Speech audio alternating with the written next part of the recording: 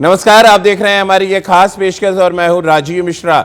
बड़ा सवाल है इन दिनों तमाम क्रिकेट फैंस के जहन में कि महेंद्र सिंह धोनी अगर नीली जर्सी में क्रिकेट के मैदान पर नजर नहीं आएंगे तो फिर वो क्या करेंगे। क्या है महेंद्र सिंह धोनी का फ्यूचर प्लान, आज ये हम आपको बताएंगे और साथ ही आपको उन तमाम सवालों के जवाब देने की भी कोशिश करेंगे जो इन दिनों तमाम क्रिकेट फैंस के जहन में चल रहे हैं। वो चाहे सवाल इस बात को लेकर हो कि क्या महेंद्र सिंह धोनी राजनीति के मैदान पर नजर आएंगे, क्या महेंद्र सिंह धोनी आपको कमेंट्री करते नजर आएंगे, क्या महेंद्र सिंह धोनी भारतीय टीम की कोचिंग की जिम्मेदारी आगे चलकर संभालेंगे। ये कई तरह के सवाल हैं जिनके जवाब आज हम अपने एक्सपर्ट पैनल से जानेंगे। चलिए हम चर्चा की शुरुआत करते हैं। हमारे साथ राजकुमार शर्मा जी जुड़ चुके हैं और अब से कुछ ही देर में हमारे साथ श्रीशंत भी जुड़ेंगे।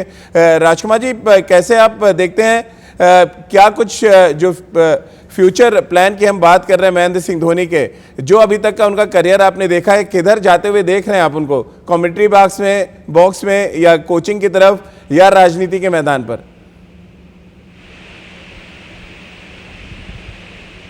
देखिए राजीव, बहुत अनप्रेडिक्टेबल रहे हैं शुरू से ही महेंद्र सिंह धोनी, और अपने डिसीजन से वो हमेशा सरप्राइज करते रहे हैं सभी को। लेकिन अभी जैसा कि आपने कहा कि वो 3 साल तक आईपीएल खेलेंगे, तो ये एक बड़ी अच्छी बात है कि वो यंगस्टर्स को ग्रूम कर सकते हैं और इतना इमेंस उनके पास एक्सपीरियंस है कि वो एक बहुत बड़ी एसेट है किसी भी टीम के लिए। और T20 क्रिकेट तो उनकी जैसी फिटनेस उन्होंने लास्ट वर्ल्ड कप में दिख रही थी, जिस तरह वो विकेट कीपिंग कर रहे थे या जिस तरह उनकी रनिंग बिटवीन द विकेट थी, मुझे लगता है कि अभी 3-4 साल वो बहुत आसानी से खेल सकते हैं और किसी भी टीम को बहुत फ़ायदा होगा उनके एक्सपीरियंस से। और जिस तरह वो ग्रूम करते हैं यंगस्टर्स को, तो भारतीय क्रिकेट के लिए भी बहुत फ़ायदेमंद रहेगा।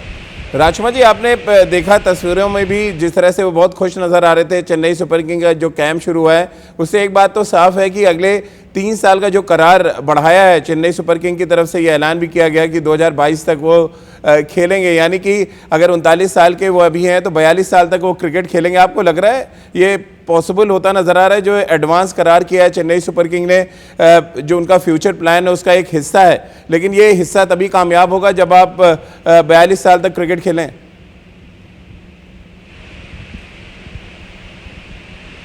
बिल्कुल, मुझे कोई डाउट नहीं है राजीव की उनकी फ़िटनेस के ऊपर और उनकी एबिलिटी के ऊपर। पूरे विश्व ने देखा है उनमें क्या काबिलियत है, क्या उन्होंने देश के लिए किया है। तो T20 क्रिकेट मुझे नहीं लगता कि उनके लिए बहुत मुश्किल होगा, क्योंकि 20 ओवर कीपिंग करना भी बहुत मुश्किल नहीं है। और जिस तरह की फ़िटनेस वो रखते हैं और जिस तरह के मैच फिनिशर हैं वो, तो मैं कहूँगा कोई भी टीम उनके एक्सपीरियंस से ही उन्हें इतना फ़ायदा हो जाएगा कि वो चाहेंगे कि महेंद्र सिंह धोनी जैसा एक कप्तान ही, एज ए कप्तान ही अगर वो खेलेंगे तब भी वो किसी भी टीम पे भारी पड़ेंगे।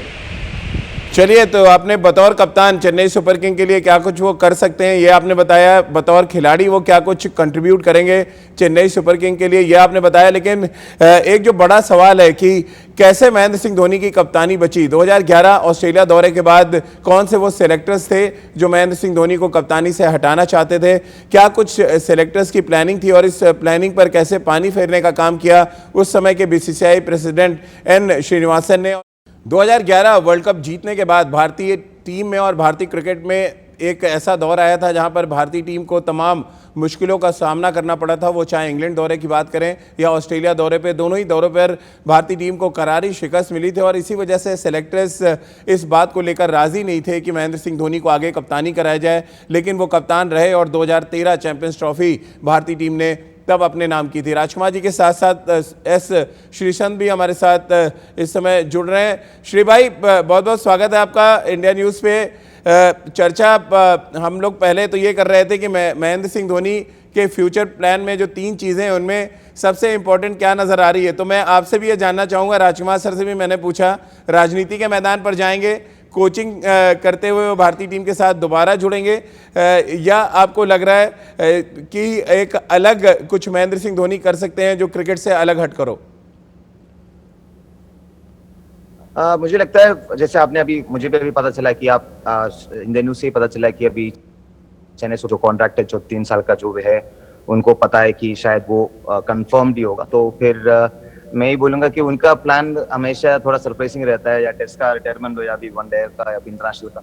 तो हम कुछ नहीं बोल सकते क्योंकि लोग बोलते हैं माही ये तो मुमकिन है। तो चेन्नई सुपर किंग्स तो उनके लिए बहुत हेल्पफुल रहेगा। मगर मैं यही दुआ करूंगी कि झारखंड क्रिकेट के लिए भी वो 2020 वगैरह खेलेंगे मुझे लगता है। तो जूनियर यंगस्टर्स के लिए वो बहुत अपने स्टेट अपने जो स्टेट है उधर अगर लोकल मैचेस जो स्टेट मैचेस है एटलीस्ट वो T20 का मैच अगर खेलेंगे अगले साल भी शायद फिटनेस के लिए खेल सकता है क्योंकि आईपीएल से पहले ही T20 होता है इंडियन डोमेस्टिक में।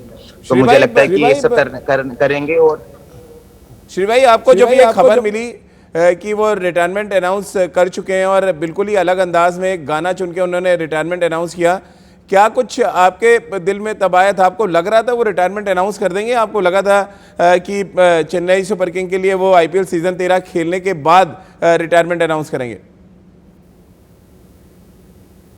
मुझे नहीं लगता था क्योंकि और बिल्कुल वो वीरू भाई जैसा थोड़ा गाने वाला है। हमेशा जब अगर इंडियन टीम की बात की, एक था विनोद कांबली जी जो गाने गाते थे और दूसरा है वीरेंद्र सहवाग। अभी जब धोनी भाई ने ऐसा गाना गाया और बहुत ऑब्वियसली अगर इमोशनल साइड देखिए तो इंडियन क्रिकेट के लिए बहुत बड़ा लॉस है। बट मुझे पूरे यकीन है जो उन्होंने जो कर सकता है, जैसे कि झारखंड से आके कोई बिना कोई इन्फ्लुएंस से इतना सारा कुछ करना और आईपीएल चैंपियनशिप जीतना, 2 वर्ल्ड कप जीतना, चैंपियंस ट्रॉफी जीतना, ये सब आसान काम नहीं है। वो भी जो बंदा स्कूल और कॉलेज टीम में भी जो कैप्टन नहीं था उन्होंने ये सब कर दिखाया। तो बहुत कुछ मैन मैनेजमेंट उनका दान देना पड़ेगा क्योंकि एवरी डे इज लर्न। और मुझे अभी भी यकीन है कि सबसे बड़ी एक बात है कि खासियत है कि उन्होंने इंडियन आर्मी ज्वाइन किया। और मुझे पूरे यकीन है उधर भी ऐसा नहीं कि जाके सिर्फ वो क्या पहन के घूम रहा था, उन्होंने पूरा ट्रेनिंग फिनिश करके बनाया रेजिमेंट के साथ। तो उनका भी साथ देना पड़ेगा। तो जो भी करता है वो हमेशा सोच समझ के करता है और मुझे पूरे यकीन है वॉट एवर डिसीजन जो भी डिसीजन वो लेगा बहुत ही सही होगा। और पूरी यंगस्टर्स को अभी फिलहाल जब रिटायरमेंट की बात की जाए तो अभी वो ईशान किशन की एक वीडियो अभी मैंने आज मेरा ऐसे ही चल रहा है जिधर वो डांस कर रहा है और उनकी दोस्त लोग ईशान किशन का वीडियो बना के थोड़ा सर्कुलेट कर रहा है। तो मैं यही बोलूंगा कि जो ईशान किशन है या ऋषभ पंडे और संजू सैमसन जो 3 और रिद्धिमान साहा भी है जो 2-3 जो अच्छे बल्लेबाज विकेट कीपर्स को एक मौका मिल रहा है। मैं तो यही दुआ करूंगा कि धोनी भाई भी उनके साथ थोड़ा मिलके थोड़ा कभी भी मौका मिले आईपीएल को पूरा यूज करने को मैं बोलूं। श्री भाई, तमाम जो हमारे इंडिया न्यूज़ के दर्शक हैं, जो क्रिकेट फैंस हैं, वो जानना चाहते हैं कि 2 वर्ल्ड कप आपने महेंद्र सिंह धोनी के साथ खेला और दोनों ही वर्ल्ड कप महेंद्र सिंह धोनी ने जीता। कुछ अगर आप यादें शेयर करें 2007 वर्ल्ड कप की या 2011 वर्ल्ड कप की, किस तरह से महेंद्र सिंह धोनी का वर्ल्ड कप जीतने के बाद क्या कुछ रणनीति रहती थी और क्या कुछ रिएक्शन होता था टूर्नामेंट जीतने के बाद? जरूर वो टीम सबसे पहले बड़ी बात तो वो पहली बार कैप्टन बना। कॉलेज में भी स्कूल में भी कैप्टन नहीं थे, सीधा कैप्टन बने। और जो सारे सीनियर जो सुपरस्टार क्रिकेटर्स वो भी टीम में नहीं थे सिवाय वीरू भाई, बज्जीपा और अजीत अगरकर और युवराज सिंह। तो बाकी सारे यंगस्टर्स थे और धोनी भाई ने बिल्कुल मैंने वही पहली बार बोला कि बहुत अच्छी तरह मैनेजमेंट उनको पता है और बहुत अच्छी तरह मैनेज किया। और उन्होंने जिसको क्या बोलना है, कहाँ बोलना है, कब बोलना है, सबको प्रॉपर मैनेज करके और पूरे एक फैमिली जैसा था। और हमको पूरे यकीन था क्योंकि 2007 जो 50 ओवर का वर्ल्ड कप हुआ वो हम लोग हार गए थे और उनका थोड़ा रिवेंज जैसा मन में था हमें कि सबको दिखाना है कि भारत पीछे नहीं है, हिंदुस्तान बहुत आगे। और इसीलिए जब ऑस्ट्रेलिया का भी मैच हो, मुझे अभी भी याद है ऑस्ट्रेलिया पाकिस्तान और स्पेशली इंग्लैंड साउथ अफ्रीका जो बड़े जो टीम के मैचेस होते थे, हमारे मीटिंग में हमेशा यही बात होती थी, यार 2007 में तो उनके साथ खेल नहीं पाया, अभी इधर करके दिखाना है। तो हम सब पूरा जुनून के साथ जाए, रोहित शर्मा और रोबिन उत्तपा और इरफान ने जो कमबैक किया, जो वनडे टीम में भी नहीं थे और सीधा आके मैन ऑफ द मैच वगैरह बनना, वो भी फाइनल में मुझे लगता है कि धोनी भाई का श्योरली बहुत बड़ा हाथ है क्योंकि उन्होंने बहुत, अगर मेरा कैच भी अगर फाइनल लेग में जो मैंने कैच लिया कुछ जिधर मिसबा, जो सारे पाकिस्तानियों को भी पता चला कि शायद हर कॉर्नर में एक हिंदुस्तानी है। तो वैसे भी एक SMS वगैरह आया था क्योंकि धोनी भाई ने उधर मुझे खड़ा किया था कि शॉर्ट फाइनल में शायद उनके दिमाग जो चलता है किसी को नहीं पता चलता और उनका हमेशा श्री भाई, लेकिन ये अगर हम बात करें, महेंद्र सिंह धोनी 2011 वर्ल्ड कप के बाद सेलेक्टर्स की निगाहों में आ गए थे या उनके रडार पर आ गए थे। राजकुमार जी, कैसे आप देखते हैं जो श्रीनिवासन ने खुलासा किया इस बात का कि सेलेक्टर्स उनको कप्तानी से हटाना चाहते थे, कप्तान बनाए रखने का काम श्रीनिवासन ने किया और फिर चैंपियंस ट्रॉफी जीती हिंदुस्तान की team?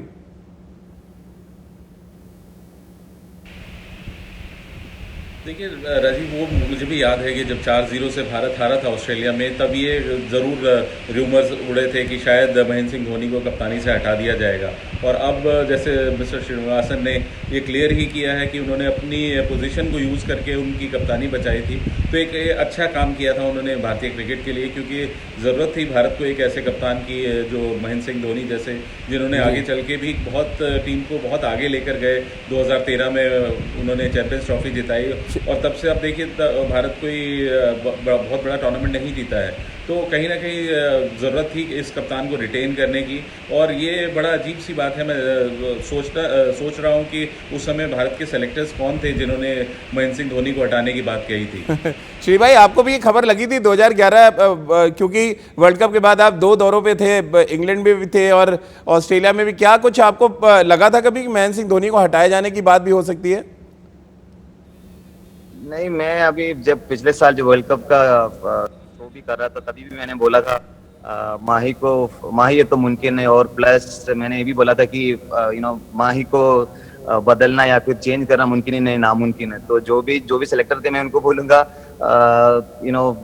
Class is permanent, form is temporary.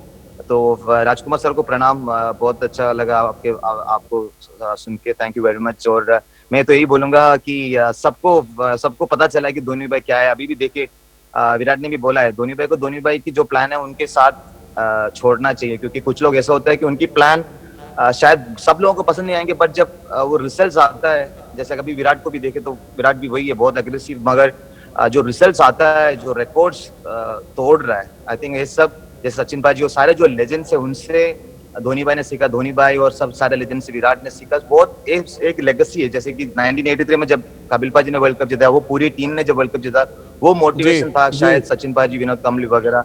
तो उनके बाद अभी धोनी भाई, विराट का जनरेशन चल रहा है, तो बहुत अच्छा लगता है जब मैं सिलेक्टर्स को यही बोलूंगा कि एक ही वर्ड है, क्लास इज परमानेंट। अभी भी जैसे चेन्नई ने, काशी सर ने भी अभी बोला है कि कोई प्रॉब्लम नहीं है, he will be available till 2022। तो मुझे लगता है कि जब तक धोनी भाई फिट है, और कीपिंग तो एक अलग ही लेवल का, उनका कोई कोचिंग बुक का स्टाइल नहीं, कुछ नहीं, मगर उनके अपने अंदाज में वो कीपिंग करते, बैटिंग करते, तो उनको मैं क्या बोलूं। मैं अभी भी जब रिटायरमेंट तो 1-2 दिन की बात है, मगर उससे पहले भी मैं बोलता था कि शायद 2000। चलिए श्री भाई, क्योंकि समय की कमी है इसलिए आपको रोकना पड़ेगा यहाँ पे। राजकुमार जी, आपको भी यहाँ पर बहुत बहुत शुक्रिया, और श्री भाई आपको भी बहुत बहुत शुक्रिया हमारे साथ जुड़ने के लिए।